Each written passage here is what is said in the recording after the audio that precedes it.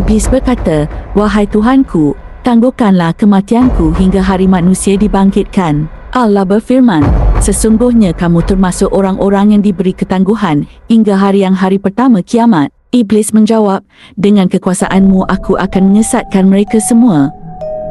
Dikatakan Iblis mengajukan permohonan kepada Allah Subhanahu wa Ta'ala sehingga ditangguhkan kematiannya hingga hari kiamat, di mana seluruh makhluk Allah akan mati.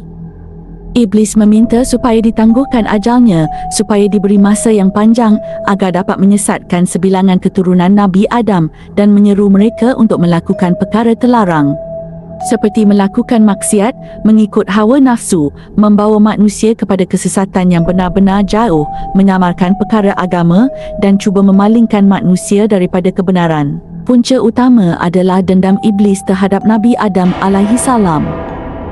Apa yang membuatkan Allah Subhanahu wa Ta'ala memberikan keputusan untuk Iblis meninggalkan rahmatnya dan dibuang dari syurga kerana dalam sanubari Iblis tertanam kebusukan dan permusuhan yang mendalam terhadap Nabi Adam.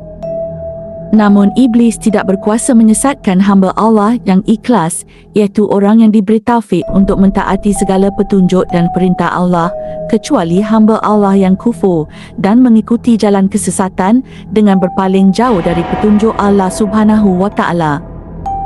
Kemudian Allah mengabulkan permintaan Iblis agar ajalnya ditangguhkan hingga ke hari yang telah ditentukan, iaitu hari kiamat. Kematian Iblis ini ditangguhkan hingga ditiup sangkakala yang pertama, sedangkan permintaannya hingga ditiup sangkakala yang kedua, iaitu ketika manusia dibangkitkan menghadap Allah Subhanahu wa Ta'ala. Tetapi Allah menolaknya dan hanya membatasinya pada tiupan sangkakala yang pertama.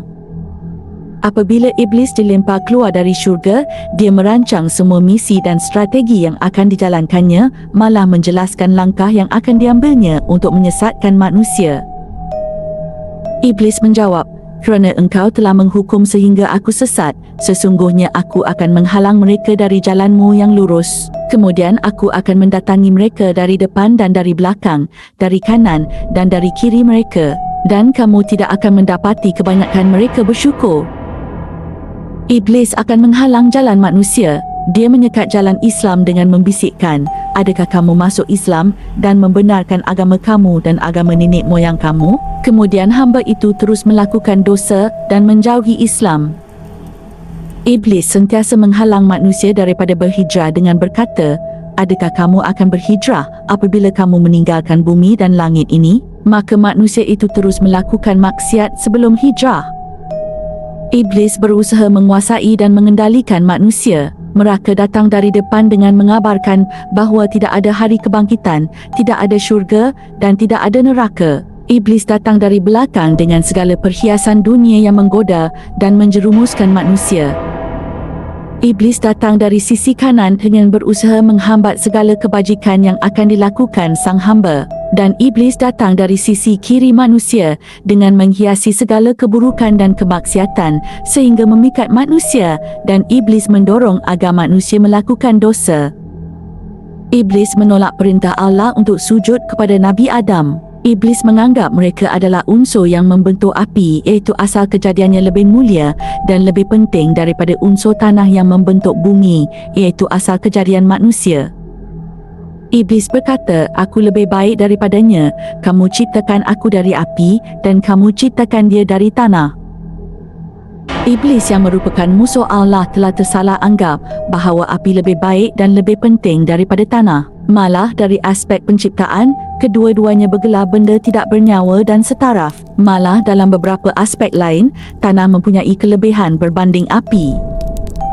Jika kita meneliti kata-kata Iblis yang membandingkan bumi dengan api dan menganggap api lebih baik daripada bumi adalah analogi yang salah. Sedangkan api mengandungi intipati sifat gopoh, alai, marah, takabur dan keraguan. Inilah yang membawa Iblis kepada kesengsaraan dan kemalangan akibat ketamakannya, sehingga Iblis mewarisi kerosakan, azab, laknat dan azab yang kekal. Sebagaimana firman Allah dalam surat Yasin ayat 80, "Allah lah yang menjadikan untuk kamu api dari kayu yang hijau